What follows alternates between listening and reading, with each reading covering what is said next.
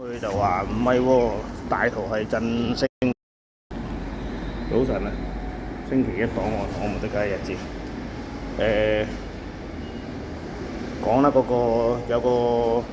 有啲師兄弟討論開黃金係振升定振跌，跟住我話係振跌，所以會掹升。咁佢就話唔係喎，大圖係振升嘅喎。如果咁樣叫振升，咁你要研究下你自己交易問題咯。你自己睇下你，我唔知啊嗱，大家唔好話拗你，有啲人睇嘅方法唔同啦。咁樣掹上嚟，震，呢度唔算掹啦，裂口不過有裂口啦，震下，扯上去，呢啲震翻落嚟，再掹多段俾你睇。呢啲問係咪好細支啊？呢幾支好大支噶嘛，第一唔咗就知啦。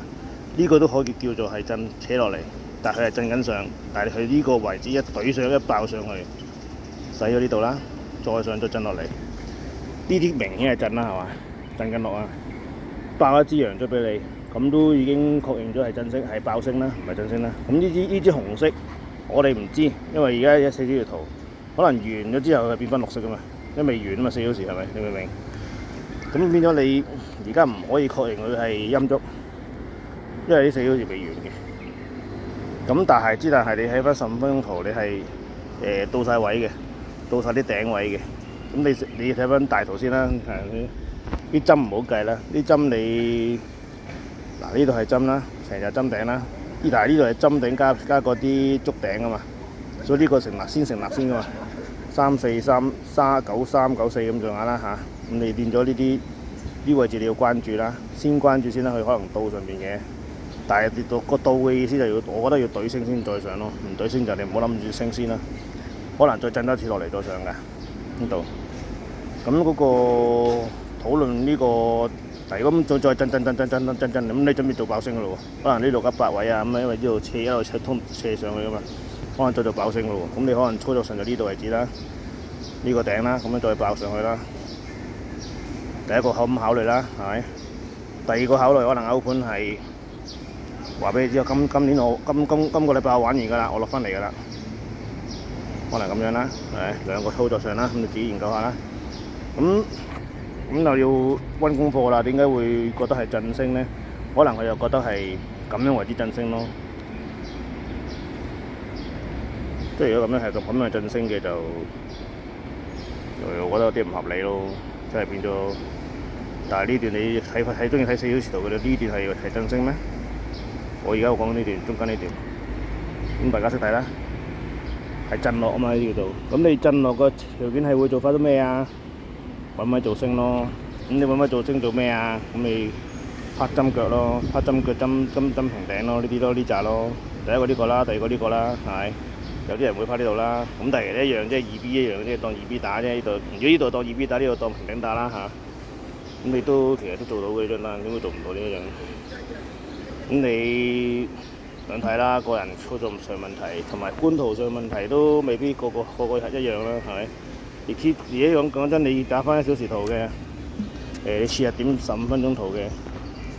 咁呢度兩個頂俾你嘅嗰陣時尾盤行啦，咁你呢一支陽燭你應該要入啦，真係要做嘅話，跟住手呢度啦，手下邊度啦，我冇做啊，我嗰日冇做啊，我先講明啊，我嗰日冇做到啊。咁呢個比3我哋已經食咗糊啦，今朝起身食咗糊㗎啦，冇理由唔食唔到做唔到嘅。咁你最低限度你都去到1比1食啲流啲啊，咁嗰啲都操作時啊，即係而家個尾盤你做唔到，你而家你推唔推另外一件事啦嚇。不過我就成日都覺得睇多啲圖啦，好啲嘅。我同佢講咗話，唔係叫振升，係叫振跌。咁研究下啦，大家都再研究下咩叫振升，咩叫振跌啦。咁嗰個我講過都 N2ZD USD， 呢個我未睇啊，今日我冇睇個盤啊，我唔知啊。嗱，佢又落咗去啦，但係佢又好似金咁樣啦，因為大家都 USD 啊嘛。AXAUUSD 啊嘛，個月圖差唔多，咁我呢個倒轉行嘅，冇理佢噶咯。咁你而家你做咗推盤動作噶啦，嗰個嗱，有人話你唔係會打緊3%喎，咁但係我 SL 細咗啊嘛，明唔明啊？短咗啊嘛，咁我擺上去嘅時間嘅 SL 高咗就3%啦。咁我擺落嚟低咗嘅，咁佢打個止蝕短咗啦，咁但係風險咪大咗嘅。但係因為我個 percent 數咧係細咗噶嘛，你計嗰個譬如係1，我你簡單啲就如果我打3係3%，咁之後我將佢推去1，但係都係嗰3%嚟噶嘛，但係我係推去1噶嘛，咁即係話代表我嗰個比例上係低咗噶嘛。你理唔理解我個焦點喺邊度先？即係譬如我打3，我輸晒高啲嘅，輸晒係3嘅，理解啦係咪？咁我係1嘅，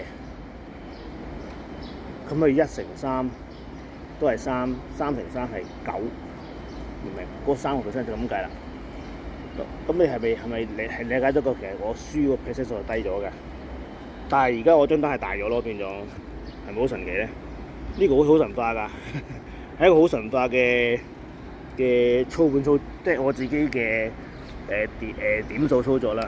即係覺得佢咁樣時，但係我寧願輸咗張單，我都唔想輸咁多咯。即係譬如本來係9注嘅，打9注嘅，咁食2留1啦，準備變咗打1，變咗係1注咯。但係我做佢嗰個本金一樣㗎，風險大咗，本金一樣，但係就 percent 數細咗㗎嘛，輸喎。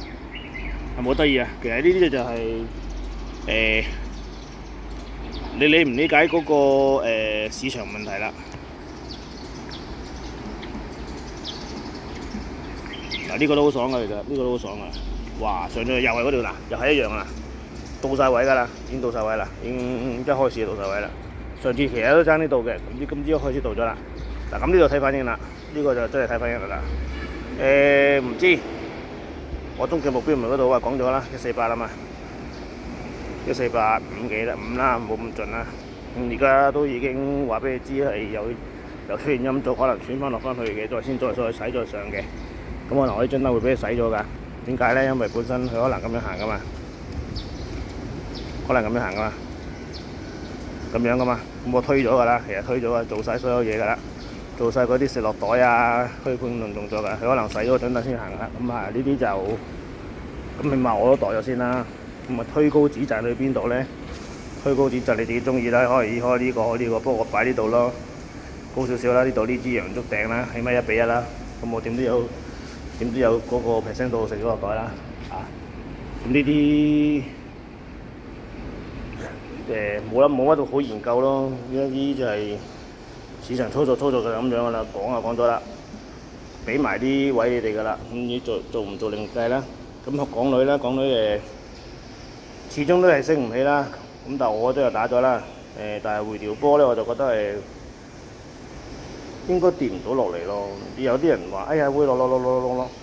開頭我都估佢232下樓下嘅，咁但係即係2226啊可能會嘅。咁但係佢支陰燭，嗱佢冇呢個裂口咧，我就覺得佢唔會升咯。佢雖然有呢嚿嘢，即係等呢啲裂口落嚟，回一回落嚟咁樣。佢呢個似咁樣，今日似咁樣啦。嗱，睇下佢有冇估錯啦？又係232啊！如果佢穿唔到23245呢啲位置咧，咁就繼續望升啦。咁你今日一開波就要拍指到啦，小心呢度呢個禁區啦，呢個禁區頂咁樣啦，若望呢啲位置啦，個裂口頂啊，禁區頂啦。咁你低少少啦，俾多少少佢啦，佢哋有底啦，佢收一收啦，23225呢位置啦。咁但係可能佢一開波就上㗎啦，呢啲唔知㗎。呢啲好難講㗎，咁可能一開市啊有啲咩咁就上㗎啦。但係如果佢落地呢度，你要小心啲，佢唔穿咯，唔好諗住真係會咁樣肥落去下邊咯。嗱咁我講啲，如果穿咗另計啊，咁樣我落啊，穿咗洗埋呢度，咁樣落就另計啊，另計啊，咁唔好諗住一定係升啊。但係當然，如果佢今日一開市就話俾你知，我都係唔揦跌啦，我就喺度上翻去啦，咁樣你自己執生啊，自己執生啦，咁啊都冇嘢講咯，其實。俾晒資產啦，講埋 USD 發生咩事啦？其實可能唔係淨係嗰隻，可能 EU 都係，其實可能 EU 都係嘅，所以我哋唔識我哋咩嗱，我對穿晒啦。EUR 倒轉，其實應該倒轉做嘅，我搞錯方向啫，嗰時就。應該係倒轉做嘅，因為你 UR 咧同埋嗰個 NEC 啲 USD 一樣啊嘛，應該係倒轉做嘅喺下邊嘅，咁變咗。但係 EU 咧就特別咗咧，佢個歐盤係準備做向上啊嘛。咁呢就我已經基本上唔使睇啦，已經係咪？呢啲取消佢啦，呢啲唔使睇啦，呢啲唔使睇啦，呢啲唔使睇啦，呢啲唔使睇啦，係嘛？呢個冇咗啦，可以取消佢啦。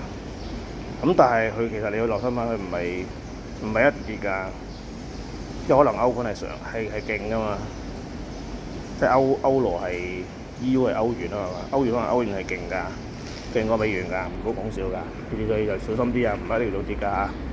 所以就揾 NEC 啲嚟做好咯，你唔使個資產玩晒㗎嘛，係咪？全世界唔係你㗎嘛，使乜個資產玩晒啫，係咪？咁啊，今日都講嘢啦，加油啦！今日都幾開心啦，咁樣要全部都跟方向行。